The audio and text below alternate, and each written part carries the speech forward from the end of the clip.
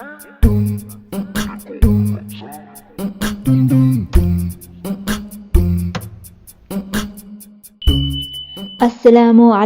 Welcome back sa aming channel guys. At today gagawa tayo ng masarap na recipe, chicken white kabsa. At ito ang ating mga ingredients. Meron tayong bawang, sibuyas, isang bowl lang yan, di ko na dinamihan, luya.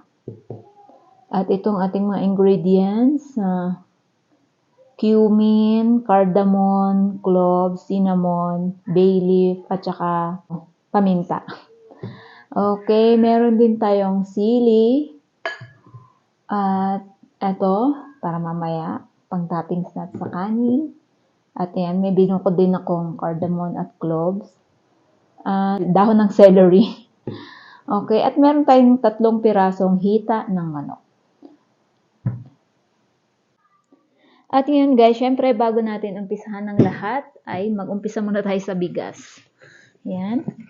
Ito, magtatakal ako ng basmati rice. 2 gatang lang. Okay, konti. Dagdagan ko pa ng kalahati. Yan. At itong basmati rice natin ay aking huhugasan lang at ibababad ko sa tubig. Yan. Para habang nagluluto tayo ng chicken, makababad siya. Okay? Ayan guys, ito na ang ating basmati rice na hinugasan ko ng mabuti, syempre. At ayan, babad muna siya sa tubig. Ngayon naman ay tayo ay magluluto ng chicken.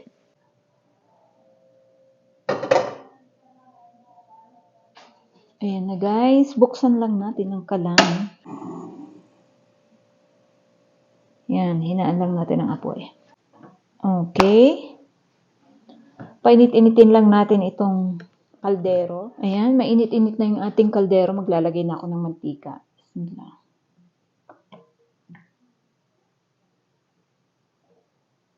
Ayan.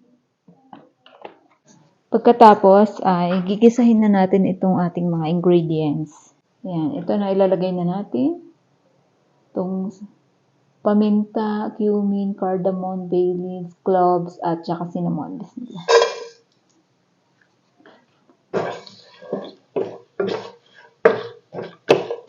Next, ilagay na natin ang sibuyas.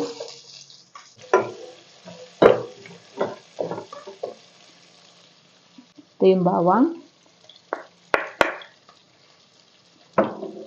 At yung luya.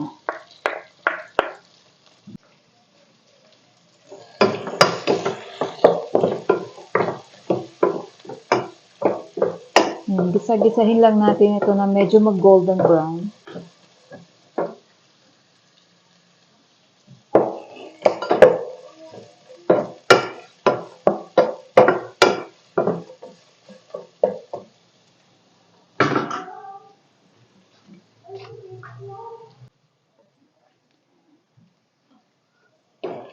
Ayan na guys. Ayan, mabango-bango na talaga ito. Naluto-luto na yung sibuyas at bawang. Ngayon, ilagay natin ang sili. Maglagay tayo ng sili. At saka, syempre, ilalagay na rin natin ang manok. Bismillah.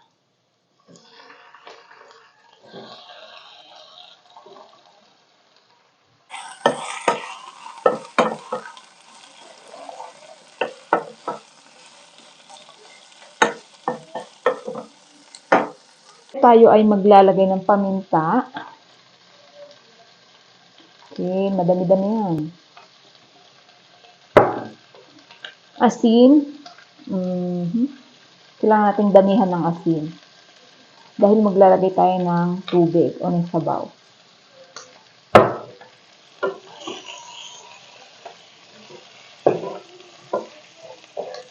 Ilalagay ko lang yung asin habang binigisa-gisa ng konti itong manok para kumapit yung lasa.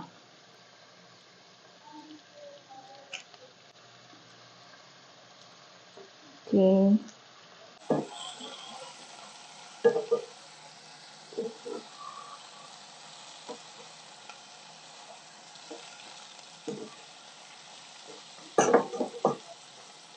Takpan ko muna para medyo kumatas pa yung manok.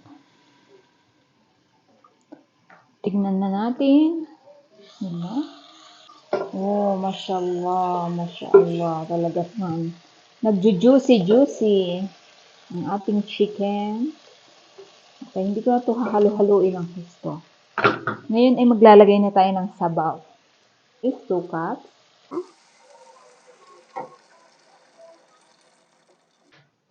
Yan guys, nagdagdag pa ako ng isang baso. Yan. Pagkatapos, hayaan lang natin itong kumulo na hanggang sa maluto yung manok. Bismillah.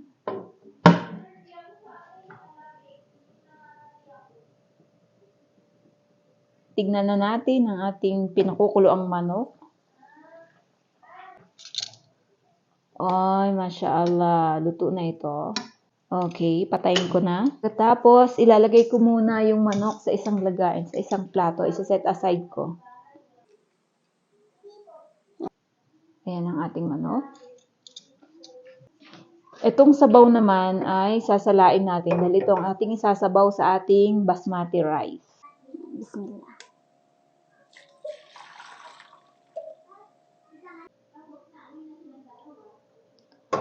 Ito po ang ating isasabaw sa ating basmati rice. May lasa na yan. Ayan guys, hindi ko na hinugasan itong kaldero na pinagpakuluan ko ng manok. Ilalagay ko na dito yung binabad natin na basmati rice. Okay. Itong sandok ko may ano to may butas-butas. So, hindi masasama yung tubig.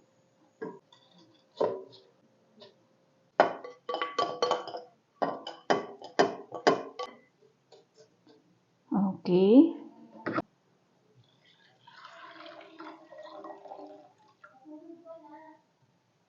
Bismillah. So, hinaan lang natin yung apoy.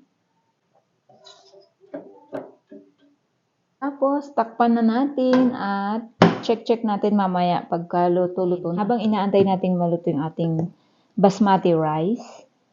Yan. Titimplahan pa natin itong chicken. Dahil ipiprito natin ito, lalagyan ko ng garlic powder, onion powder,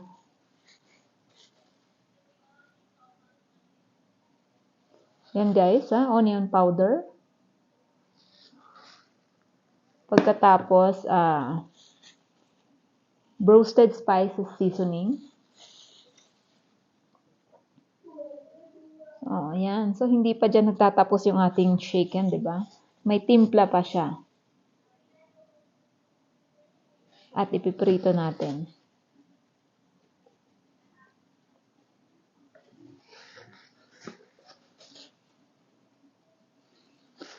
Okay. Mashallah. At syempre, may favorite paminta.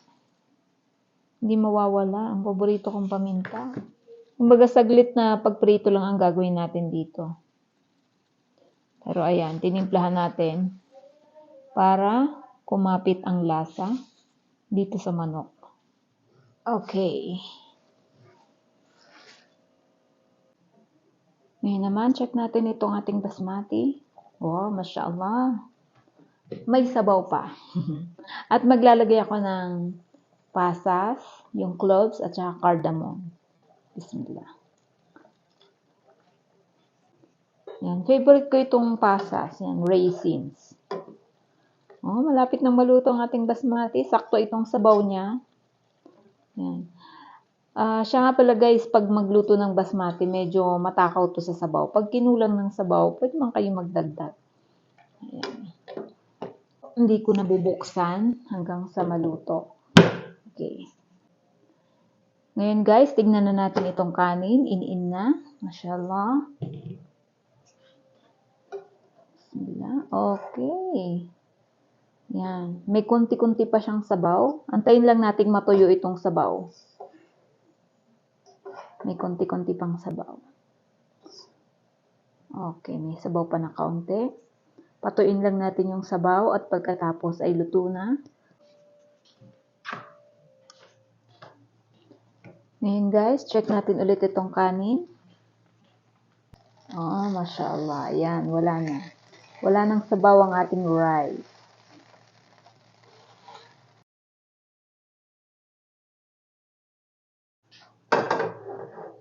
Ito ng konting mantika. Konting mantika lang muna kasi i-fry ko lang saglit yung raisins na pang toppings natin. Bismillah.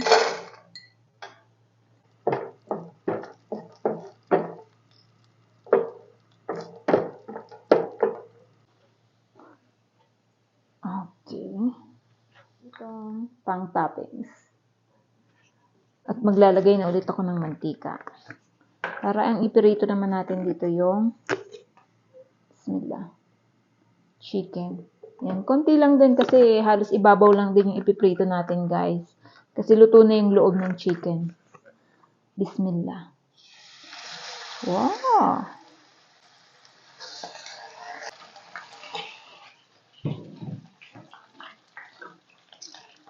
Okay, balik rin na natin. Oh, mashallah. Yan, ganyan lang ang gusto nating mangyari sa chicken. Ayan, mag-crunchy yung kanyang skin.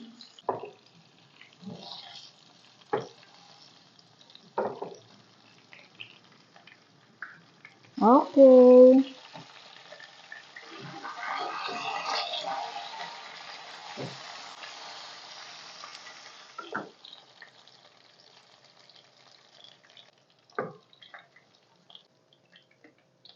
Oh, mashallah, ang bango. Okay, naghanda na tayo ng pagkain.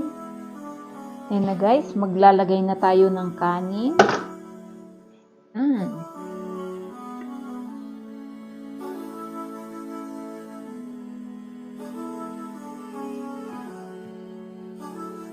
Mashallah.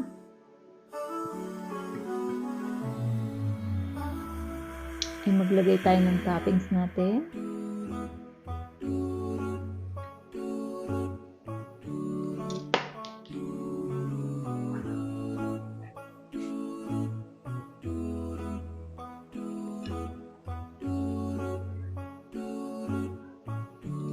At maglalagay tayo ng isang chicken sa ibabaw.